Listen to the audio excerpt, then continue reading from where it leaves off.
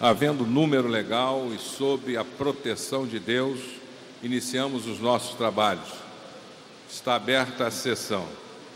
A presidência convida o nobre deputado Luiz Paulo para fazer a leitura da ata da sessão anterior. Deputado Luiz Paulo, para ler a ata, por favor.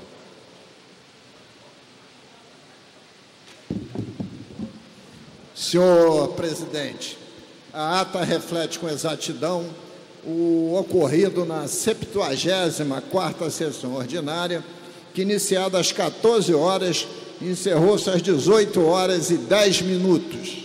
Lida e aprovada a ata, passa-se ao expediente inicial.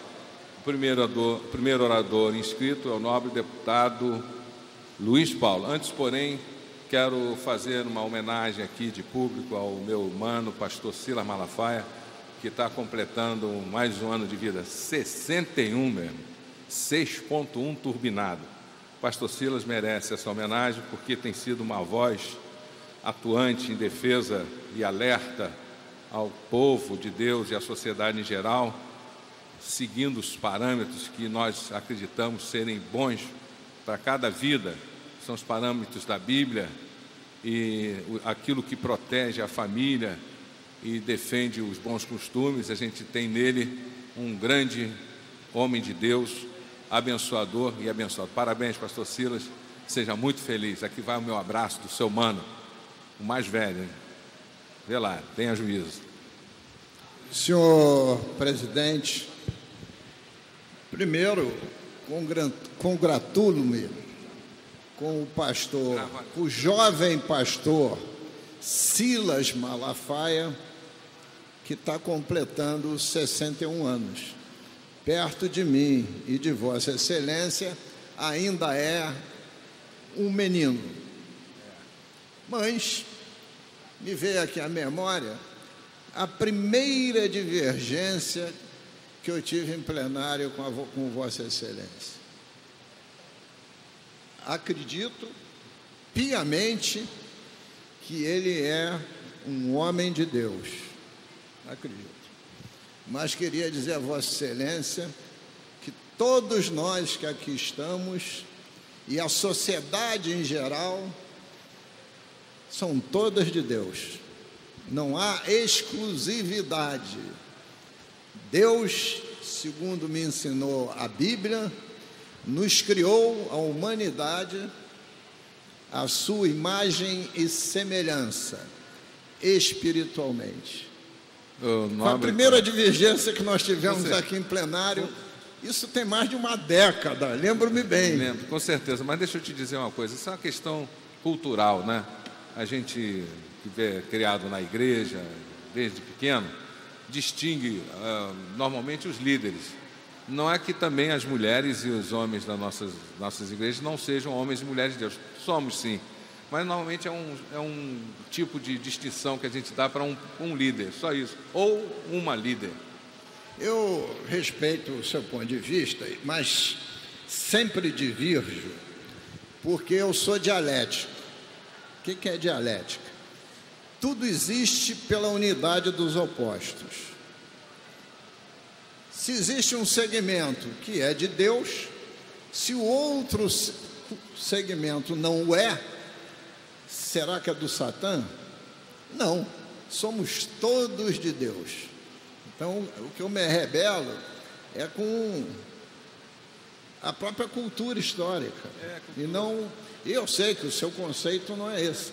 Tanto é que qualquer pessoa que chegar numa igreja evangélica entrará e será acolhida com a mesma boa vontade em relação àqueles que já estão lá há muito tempo. Falo isso porque já presenciei esse fato, inclusive na sua denominação, a Assembleia de Deus.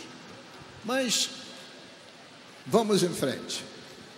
Tirada a divergência meramente teórica, está o pastor Silas Malafaia de parabéns pelo seu aniversário. Obrigado. Ele é do signo de Virgem Isso aí não vai gostar, porque negócio de astrologia, pastor não gosta. Do signo de Virgem, deve ser um homem muito metódico, muito persistente, um excelente pesquisador, que gosta de ir na essência das coisas. É mesmo, e é verdade. Mas isso ele não gosta, então não vamos encaminhar pela astrologia. Mas eu queria assinalar aqui, senhor presidente, como é importante o parlamento fluminense e a sociedade discutir as questões de forma contundente. Nós, na semana passada, fomos surpreendidos com a notícia de que o governador iria aterrar a estação do metrô, lá da Gávea. E Frente Parlamentar da linha 4 se insurgiu, diversos outros parlamentares, eu inclusive, a Sociedade da Gávea, a PUC, né? E hoje as coisas foram mudando a configuração. Hoje a gente já tem estabelecido que o Ministério Público Federal, pela totalidade dos seus membros, solicitou ao juiz Marcelo Bretas a liberação dos recursos, que não é revelado o montante, que estão guardados pela Justiça Federal, derivadas da Operação Calicut. E já o juiz Marcelo Bretas decidiu que daqueles recursos, 50% seriam do Estado e 50% da União. O governador já veio a público dizer que o Estado aceita a partição. Falta a União concordar. Mesmo não sabendo do montante desses recursos, pode ser que este valor seja o suficiente, pelo menos para fazer a obra bruta da estação, a obra estruturante da estação, para garantir que não vão acontecer no futuro recalques diferenciais. E, ao mesmo tempo, veio a público o Tribunal de Contas dizer que no tribunal não há impeditivo nenhum de que essas obras estruturantes sejam feitas. Só tem um impedimento no Tribunal de Justiça, uma liminar dado por um determinado desembargador, mas que é uma questão que o governador, chefe de um poder, pode chegar nesse desembargador e conversar sobre essa hipótese de excepcionalizar as obras estruturantes de estabilidade da estação em detrimento de outras, para dar segurança aos prédios circunvizinhos e dar segurança à própria Pontifícia Universidade Católica. Então, eu estou trazendo novamente isso à pauta, porque isso foi muito visto aqui dentro, muito discutido, vamos ter inclusive audiência pública, e essa repercussão junto com a sociedade é que muitas vezes fazem com que as coisas mudem de direção, saiam de uma direção negativa para uma direção positiva. Por isso que acho fundamental esses espaços de fala que nós temos no expediente inicial e no expediente final, porque a TV Alerj está reproduzindo e muitas vezes essas falas também pautam outras mídias escritas, faladas e televisadas. Estou assinalando a importância desse momento que nós temos aqui de apenas 1 hora, de 2 às 3, para emitirmos juízo de valor sobre aquilo que está acontecendo no nosso Estado.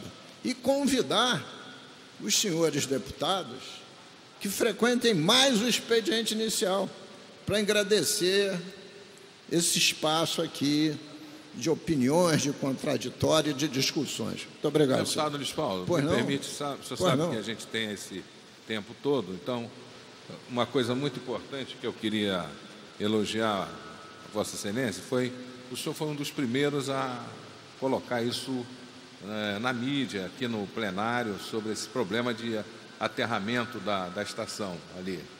E uma das comissões nossas, uma frente parlamentar, tomou esse desafio também e conseguiu incentivar e colocar o governador sensível a essa necessidade de não tapar aquela cratera. Eu vejo dois pontos aí.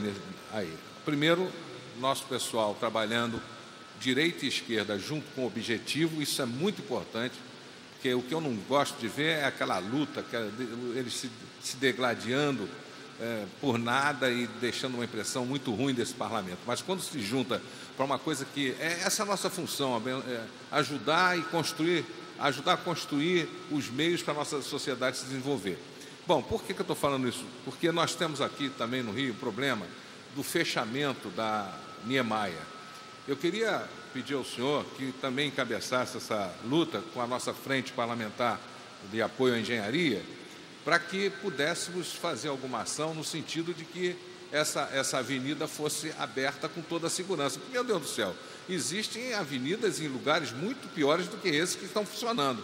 Então, o que é que tem que ser feito? Eu queria também sugerir que o senhor, com a sua voz tão altissonante e tão cheia de razões e de argumentos positivos, trouxesse esse assunto à baila e pudesse falar com o governador do Estado, que nesse caso aí, do buraco aí, ele está mostrando uma pontinha de estadista, que está difícil nos momentos atuais termos governantes estadistas. Para mim, o estadista é aquele que vai tomar a decisão, todo mundo está dizendo, não, eu vou tomar, mas quando ele se conscientiza que aquela decisão seria prejudicável e errada, ele toma outra posição. Isso é um valor que a gente tem que reconhecer. Eu queria só dar essa parte na sua fala. Concluindo, senhor presidente, tem mais uma questão que eu ia tocar no expediente final, mas só vou me adiantar porque vou tomar providência a esse respeito. O senhor é membro da mesa diretora. O senhor sabe que no ano que vem nós vamos nos mudar para o antigo Banerjão. Dizem aqui no plenário que estrearemos no segundo semestre de 2020. Porque no primeiro semestre haverá a mudança institucional, móveis, pessoal, etc. E começou-se a discutir, senhor presidente, aquilo que no projeto, quando concebido, seria o espaço público dos protestos, que é o buraco do Lume. As notícias estão mostrando que o prefeito Marcelo Crivella quer liberar gabaritos ali para fazer espigões, o que evidentemente não cabe, sob o ponto de vista de uma área que, segundo me consta, é tombada, para uma área que está reservada ao lazer, aos protestos, ao respiro do centro da cidade, e, além do mais, no momento que tem dezenas e dezenas e dezenas de salas comerciais fechadas pela regressão econômica, pela depressão econômica que passa o centro da nossa cidade. Então, vamos botar essa questão também em discussão, né? Porque é o entorno da futura sede da Assembleia Legislativa do Estado do Rio de Janeiro. Obrigado, senhor presidente. Bem lembrado, senhor deputado. Obrigado ao senhor. Não havendo mais orador inscrito, a presidência suspende os trabalhos e até às 15 horas, quando retornaremos com a ordem do dia. Está suspensa a sessão.